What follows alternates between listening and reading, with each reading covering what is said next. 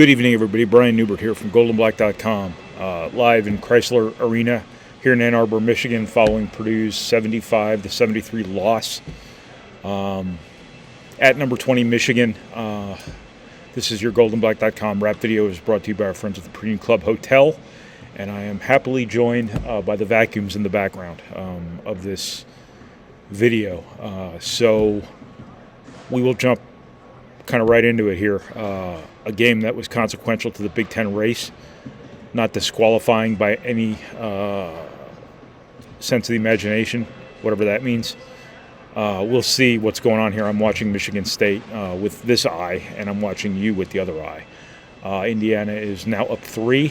They are looking like they might let this big lead get away here, much like Purdue did twice in this game. A very unusual game in the sense that it was kind of the flipped script I've kind of been talking about all year with Purdue, where you're used to Purdue being the biggest, most physical, deepest team around the rim in every game they play, and it's exact opposite now. I'm not saying it's exact opposite against everybody, but there are games where Purdue does not have a physical advantage around the basket like it normally does, particularly on the glass, and particularly when it comes to dealing with foul trouble.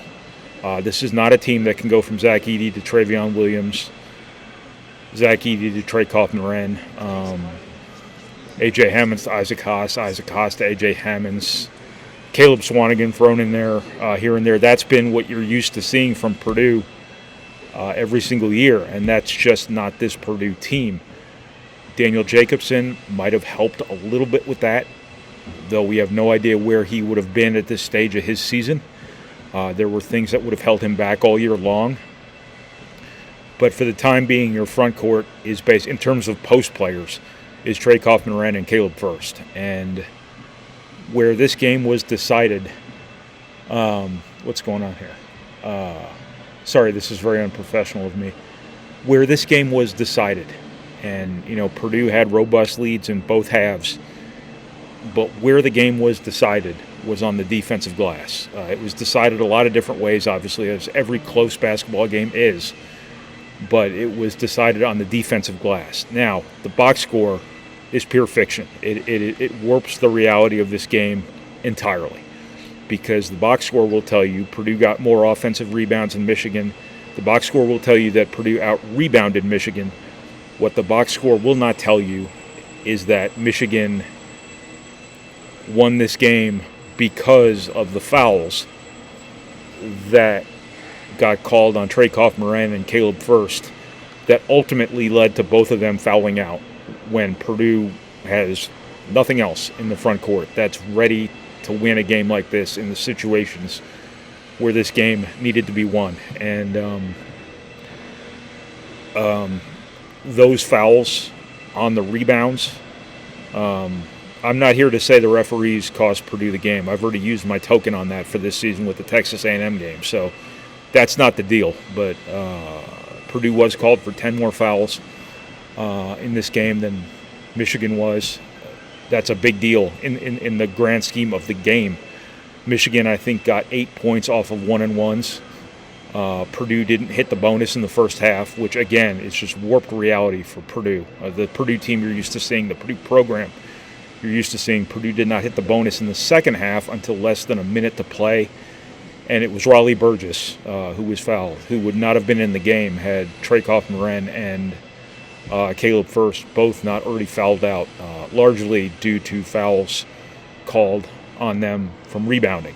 So when you add up the 8 points off the 1-and-1s, when you add up whatever value you can assign to Trey Kaufman-Renn and Caleb Furst's presence, not only at the end of the game, but in the time they had to spend on the bench when they might not have otherwise been on the bench, notably the end of the first half when Trey Kaufman-Renn had picked up his second foul, I think. Purdue had to go the final 2.5 minutes without him. It was not a coincidence then that Purdue's, I think, 11-point lead ended up down to 2 at halftime. It's kind of the way Purdue has trended when Kaufman-Renn's been on the bench. I've said it after so many games this year.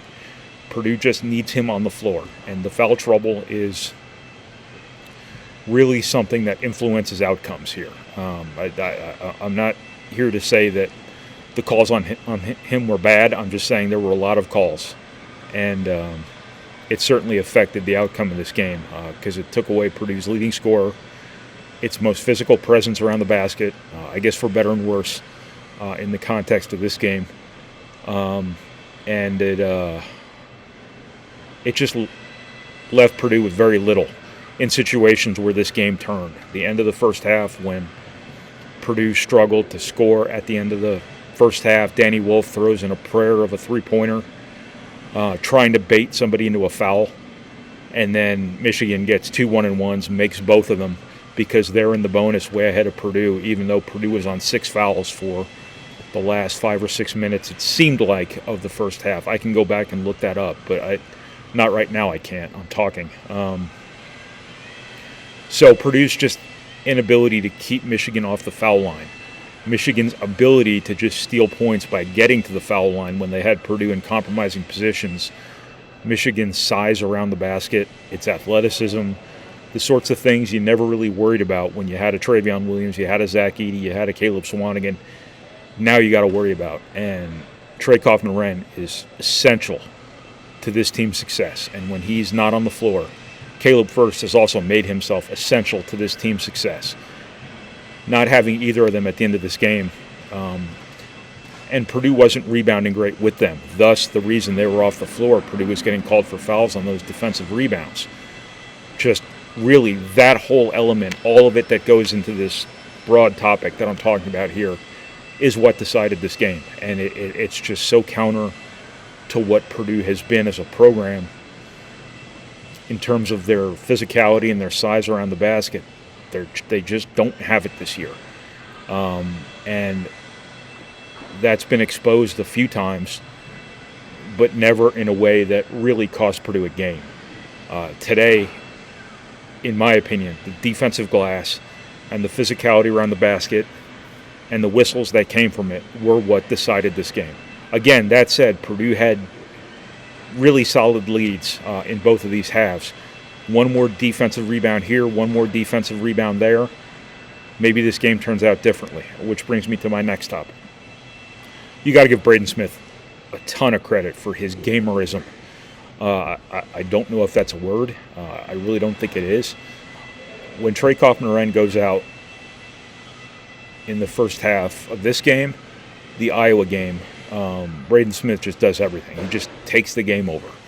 As a scorer, I asked Matt Painter about this after the game, and he seemed to kind of take a little bit of exception to it, but all the shots Purdue missed when Trey Kaufman was on the floor, well, those all come from Braden Smith's gravity. So it's like Braden Smith has to kind of do everything, which he's capable of doing. I mean, he has scored Purdue through some really tough times at Iowa, and he did it again here in the first half today.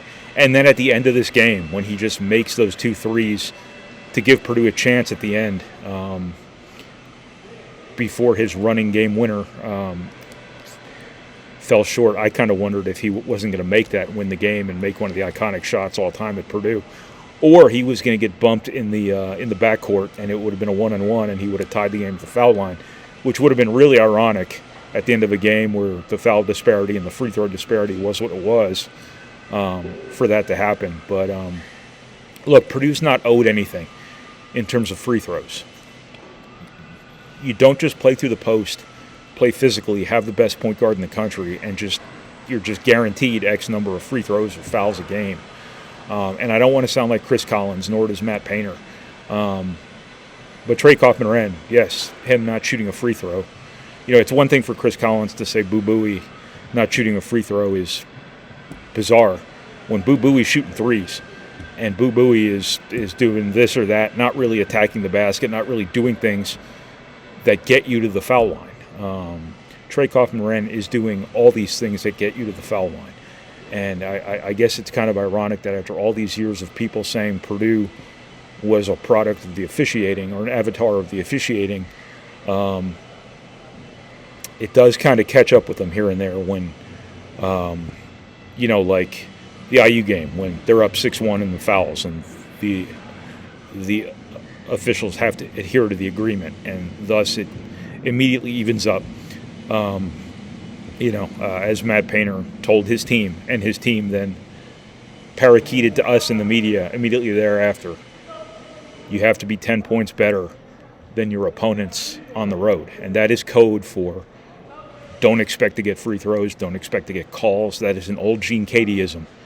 That is basically code for you're going to get screwed on the road. I'm not saying Purdue got screwed here, but the numbers are very out of alignment with where the numbers normally are. The fouls were even in the first Michigan game in Mackey Arena. That doesn't mean they have to be even here, but 10's a big number, and Purdue never getting the bonus. I mentioned the fouls getting evened out under the agreement against Indiana a while back. Purdue sitting on 6 at the end of the first half it seemed like an eternity that Purdue never got that 7th foul. And when you don't have Trey Kaufman run on the floor, those 1-and-1s really matter. They really matter if you make them, and they really matter if you miss them. But they don't matter at all if they never occur. Purdue needed to steal points there. They needed to just kind of cobble through, as they've done so effectively so often this season when Kaufman or Ensman on the bench, largely because of Braden Smith. That's the luxury that having the best point guard in college basketball affords you. But it just didn't shake out that way for Purdue tonight. Maybe they need to be more aggressive in attacking the basket. Maybe they need to be more aggressive pushing the ball in transition. Maybe they need to throw the ball to Trey Kaufman or more. I don't know, but it's hard to do when he's on the bench. So that's what I got here, I think. I think you got to give Braden Smith a ton of credit here, again, for giving Purdue a chance at the end of this thing. He is the ultimate gamer, and you can't underscore that enough. The Big Ten race, Michigan's now all alone in first place. Michigan State's wrapping up here with IU. It looks like IU's up 1 with 13 seconds to go. A lot of different things can happen here. By the time you watch this, you will know how the game ended. So I don't know why I'm telling you this, but Michigan, all due respect to Michigan, I don't think they've got real flaws. It just so happens that their strengths align with one of Purdue's great weaknesses, and that's what took this game over in the final 10 minutes here tonight. But if Michigan goes on to win this league, Dusty May did an unbelievable job, because this is a brand new team. This is a team with real limitations, and I still think Purdue's the best team in the Big Ten. And I don't think it's really debatable, to be honest with you. Splitting home and away, that's how Big Ten races typically go. There's a lot of basketball left. Michigan's got some tough games coming up. Michigan State's got some tough games coming up. If they lose this game, hey guys, guess what? The second game after you come back from the West Coast, you lose a home game to a team you should beat. How about that? But it looks to me like Indiana has really, really circled the wagons on Bob Knight's legacy here, and refuses to let Tom Izzo tie that record tonight. So, again, you'll know how this game turned out by the time you watch this, but Purdue still got as good a chance as anybody to at least claim a share of the Big Ten title. And a share's the same as a championship. Nowadays, with this league so screwed up and so discombobulated and stretched way too far, and the schedule is so out of whack, notice that all the contenders in this league aren't playing until now. That's because that's how TV wants it. TV doesn't want Michigan and Michigan State playing in January or December.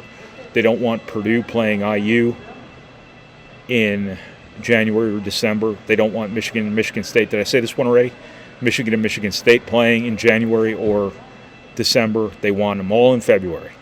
And really the Big Ten race is kind of just starting in that sense, because all the most consequential games start now. Purdue just lost one, but there are plenty more to come for all three of the viable contenders here. That's not to say UCLA can't get back in this. That's not to say that is it Maryland, the other 4-loss team? I don't know. I'm just a caveman. All right, look, this is Brian Neubert from goldenblack.com from Chrysler Arena, which is part of the larger Chrysler Center complex, I believe, here in Ann Arbor, Michigan. From goldenblack.com. Thank you to the Purdue Club Hotel for your support, as always. Thank you for watching. Thank you for reading. Thank you for listening. And thank you for processing our materials, however it is you process our materials. Maybe I'll just keep this running and give you an update on how IU ends up. It's a 1-point game with 9.7 seconds to go. Tension is building. Getting a little hot under the collar here. IU going to the line. Let's see what happens. Anyway, have a good night, everyone.